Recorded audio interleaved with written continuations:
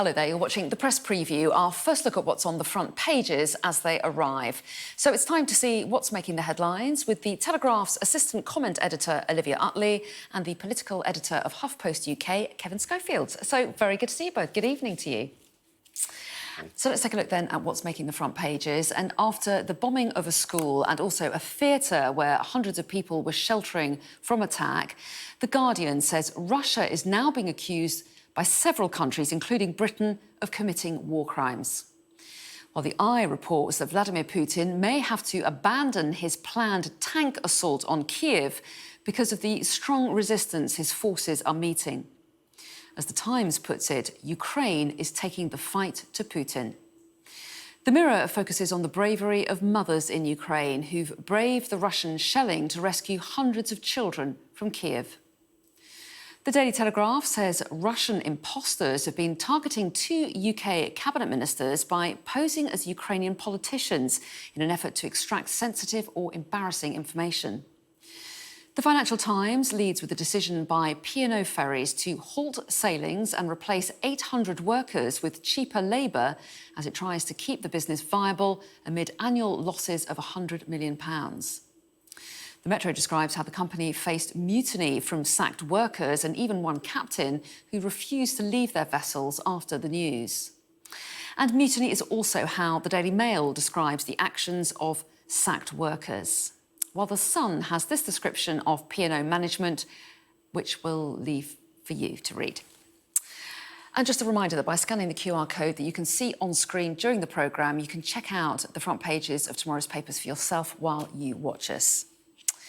So let's bring in Olivia Utley and Kevin Schofield to go through some of those front pages. And Olivia, let's talk about Ukraine first of all, shall we? Because the papers seem to be split between front pages devoted to Ukraine and those devoted to P&O. So we'll try and talk a little bit about both if we can. The Eye, first of all, we've had a lot in the last few days about the Russian advance stalling. The Eye suggesting that there are some intelligence officials that believe that now Putin won't move the tanks into the capital. Yes, the idea is that there's been so much resistance in Kiev so far that there probably isn't much point in Russia trying to send troops on the ground into Kiev. That sounds like it's good news. What the Eye then goes on to explain is that it probably isn't such good news because what it looks like Russia will choose to do instead is to increase its shelling on Kiev and just try to sort of obliterate the city like that rather than send in troops on the ground.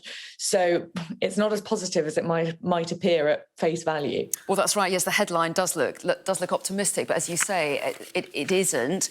Let's move on to The Guardian, shall we, Kevin? Because we talk about the risk of increased bombardment. There are parts of the country already suffering heavy shelling, not least Mariupol, where we've seen the shelling of a theatre where people were sheltering. Now more and more countries expressing their view that that makes Russia war criminals. Yeah, I think it's fairly significant. President Biden obviously said that these were war crimes yesterday, and that caused quite a lot of consternation in Moscow. Boris Johnson did it a couple of weeks ago, so our ministers have been saying it for quite some time now, and obviously we assist in the International Criminal Court in trying to build a case against Russia and against Vladimir Putin, and this is simply further evidence. The theatre, I mean, the details of it are absolutely horrific. There was, it was written on the ground outside the theatre, children, so that the fighter pilots above knew very well that these were youngsters hiding in this building, and they still bombed it. Absolutely horrific. And as I say, yeah, this just adds to the huge weight of evidence that is building up, and it's pretty incontrovertible now, I think, that war crimes are actually are taking place. OK, and let's take in the Telegraph's coverage of Ukraine. Olivia, your paper, Russians target Patel and Wallace with fake video calls. These scam calls have been revealed by Ben Wallace himself, haven't they? How worrying is this? Is it just embarrassing, or could sensitive information have been passed over? Well, by the sounds of it, it's just embarrassing. So it sounds like quite a clever fake call that Ben Wallace got. It was a, a very good hacker who managed to do this. He called up Ben Wallace, pretending to be the Prime Minister of Ukraine, someone who Ben Wallace hasn't met. Apparently, it looked like him, it sounded like him. And at first, Ben Wallace believed it was him. He talked for sort of 8 or 9 minutes, he says. But then the questions became more and more ridiculous. He started asking specific questions about British security, and Ben Wallace smelled a rat and hung up. So it sounds as though he said he played it pretty straight all the way through. It doesn't sound like sensitive information was leaked. It then emerged that Priti Patel was also a victim of one of these hoaxes. Not quite so much detail on how long the conversation was. She said she didn't want to give them the time of day by even discussing it.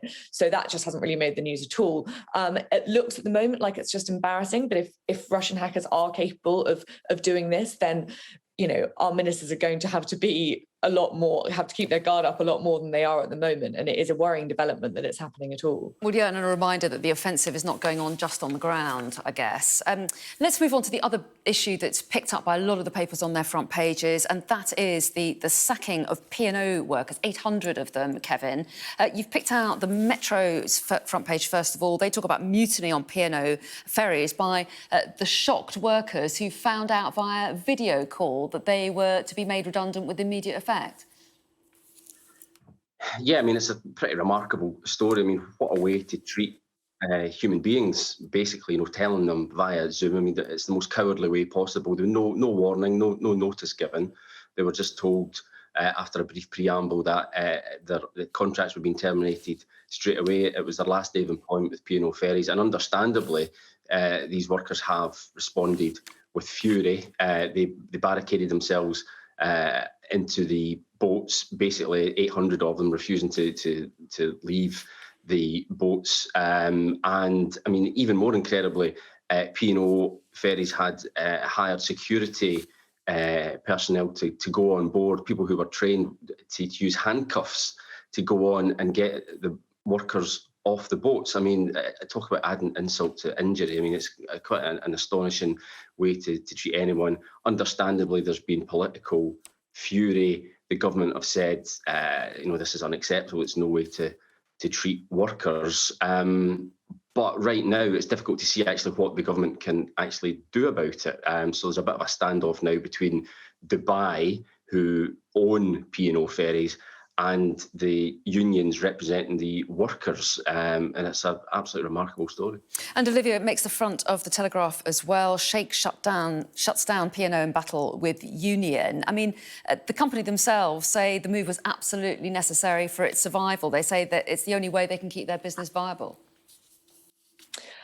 Yes, but I mean, it does feel as though the government has turned a blind eye for too long of foreign-owned companies just not treating workers properly. I think also we haven't mentioned how sort of strategically important P&O Ferries is. It's obviously a disaster, awful for the people who have been sacked, but it's also very bad for Britain. We can't really afford at this stage for our ports to be in massive trouble. And P&O doesn't just carry holidaymakers; it also carried up to, I think it was 15% of cargo freight comes in through P&O Ferries.